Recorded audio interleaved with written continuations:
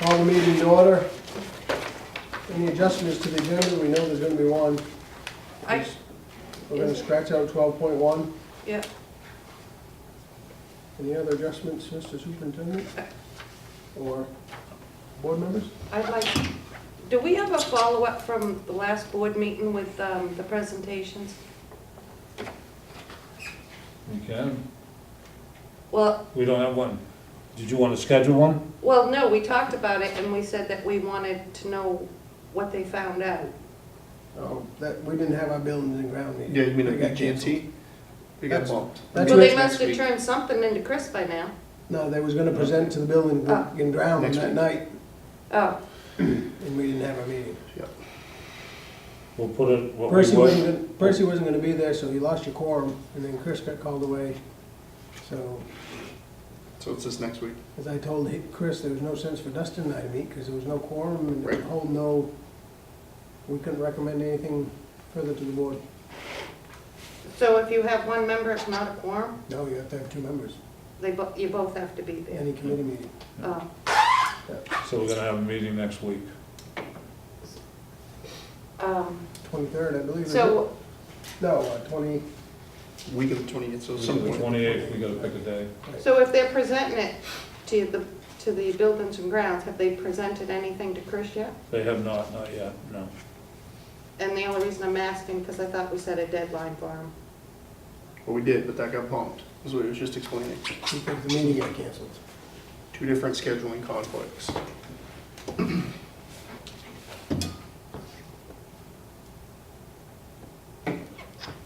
I'll have a report after a written report after building grounds next week, Okay.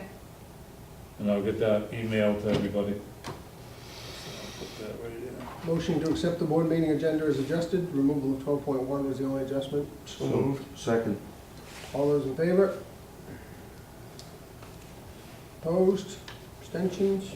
Thank you. Recognitions this evening? None? Consideration of board meeting, consideration of minutes, regular board meeting, November 24th, 2014. Make a motion to accept the minutes. Second that. Corrections, changes, adjustments? All those in favor? Opposed? Abstention? Taken? Consent agenda, we have none. Presentation? Peter, you're the only one that could present. No. Public participation, again, Peter, you're the only one in the public. So I did it before you started. Report for the superintendent? I do have a few things. I do want to let you know that the labor negotiations, again, the meeting was postponed due to, at that time, we thought we were going to get some ice conditions, so we canceled it, but we have rescheduled it for January 7th at 7 p.m. at central office. So 12.2, I'll do that under new business, but that was down. If you haven't, I did want to let everybody know that there has been legal action taken on the former softball coach at Searsport District High School. That is now in the legal system. In case people have not heard that. Another follow-up is on the school bus and seat belts. There was a meeting last Friday, led by Pat Hinckley from the Department of Education, and there is no current law in the state of Maine regarding seat belts. It is under local control. Pat Hinckley said the average to equip a school bus is about $10,000 to put seat belts on. There is right now discussion at the federal level, but her statement was it would be 3 to 5 years before any action is done, if any action ever comes from the federal level. And there are currently 2 states that have seatbelt rules, and that's it. But I know that was a question that was asked last time, and Kevin did attend that meeting and gain that information. The other probably important news to follow along at the federal level, and I made copies for folks. Let me get one, Bill. Oh, okay. If you'd like to have one. He's moving on. Thank you. If you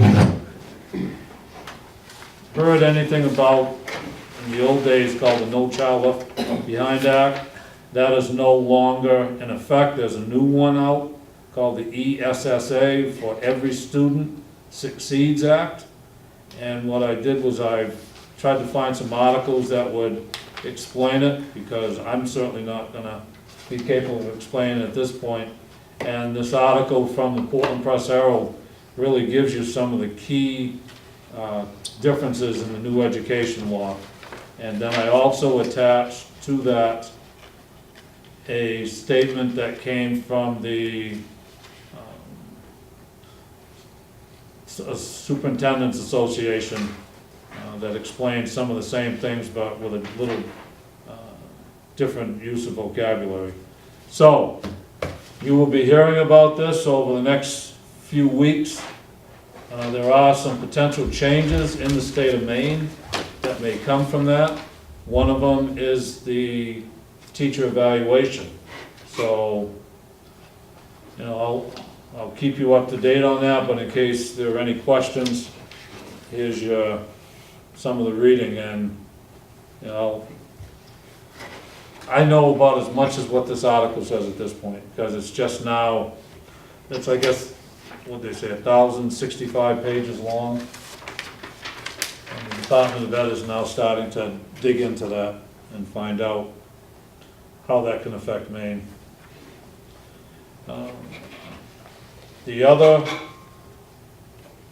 point for us, the Maine PERS action, it's through our attorney Dick Spencer with Drummond Woodson. Looks like we're headed for mediation, and they're talking the first week of February. So there's no resolve to that, and we're headed to mediation. And Tony and I talked with Mr. Spencer, and I would say that's where we're headed. Is that a fair statement, Mr. Bagley? Yeah.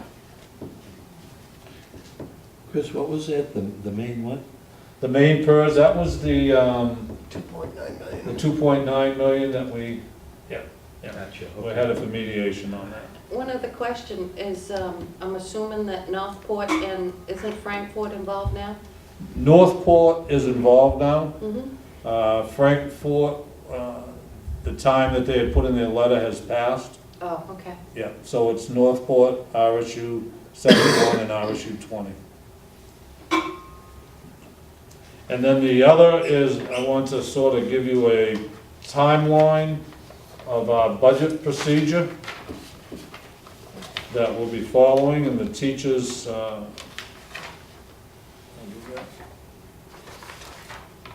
again, the public would like a. Thank you. Yep. So we are looking on our budget timeline of the next major date is December 28th. That's when all the budget requests have to be in. Deanna and I will be working next week, regularly scheduled, to start putting that budget together. And then you can see the dates that we are looking at, the target dates. We'd like to start the process with the board in March, establish some dates, and be aggressive so that April comes, our 2 board meetings, so that we can have the hearing in May and do the budget validation along with the town's referendums. And then there's some, this was given out to the teachers so that they had what we were looking at and some of the stuff that we're looking at. And obviously, academic excellence is one of the leading points of the budget. Question on the, when do teachers have to be notified if they are not going to be renewed? And Okay. does it differ? I think it differs if they're Okay. It does. Continuing contract teachers have to be notified by March 1st.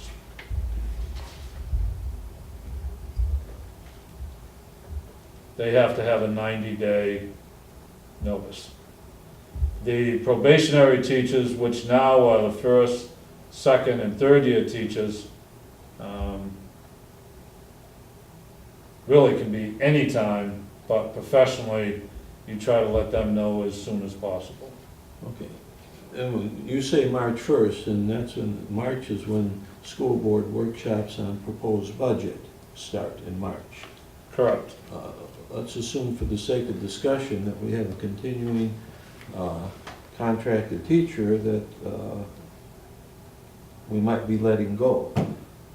How do we, Probably we're looking at their contract would go until the first week of June. So, and you would have the budget before then. We can start working on it anytime. March is usually when you hold your, you know, when we do the budget workshops.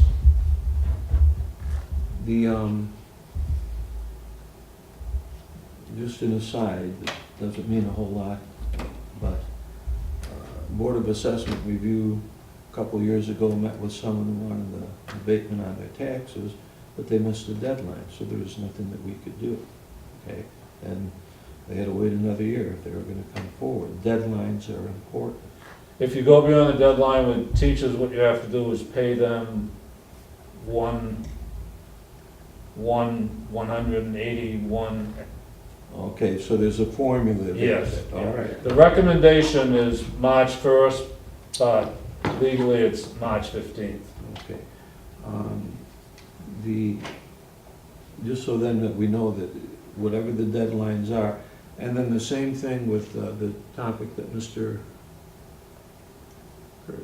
Curley brought up, the possibility of closing The Stockton the Springs Elementary Stockton School. Springs Elementary School. I know about this much about the law, okay? But I've been led to believe that there are deadlines there. And that the process, going through the process is a complicated process. And if that's, and I know you had indicated you were gonna be talking about that tonight. That's my next point. My thoughts on that are, if the decision is that that's the direction we're moving in, is that something that you can handle along with all the other things that you have to do? Or is that something, because I've been told it's a complicated process, have you ever gone through one before? I have not gone through one before, but the process is spelled out by state regulations. Okay. Do we have anyone on the staff that has gone through something like this before, on the administrative staff? No. Okay. Is it something that we might want to consider if, you know, there's a lot of ifs here, but I just wanted out on, you know, the record. Is that something that we might want to hire someone to help us with? Just a thought. I don't, you know, not looking for an answer now, but just something, if we are going through that process, it is somewhat complicated. Do we need to be thinking in terms of the possibility of bringing someone on board that can help us get through that process? Just for consideration. Yep, I hear your consideration. One of the keys would be the amount that the Department of Ed is willing to step forward and help through the process. Excellent, okay. And Paula Gravel, which is a name that's come up before, is probably, in the Department of Ed, is one of the leading people that deals with closures of school. Okay. Thank you. And it will involve the towns as well, both Oh, towns, yeah. both Searsport and Stockton Springs. And that was my last point then. I'll answer any And other. I'm sure Marilyn, working in the old central office, Marilyn probably dealt with a lot of that stuff. Most of it's financial. You have to prove to them what your savings are Mm-hmm. by closing the school and stuff like that, so.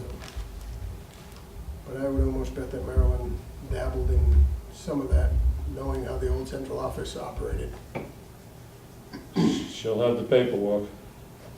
So you let her know she can't get sick or she can't take vacation Hey, days Jim. if we're going. To go further with that, the other thing I was gonna say is in January's meeting, that will be on the agenda. Excellent, okay.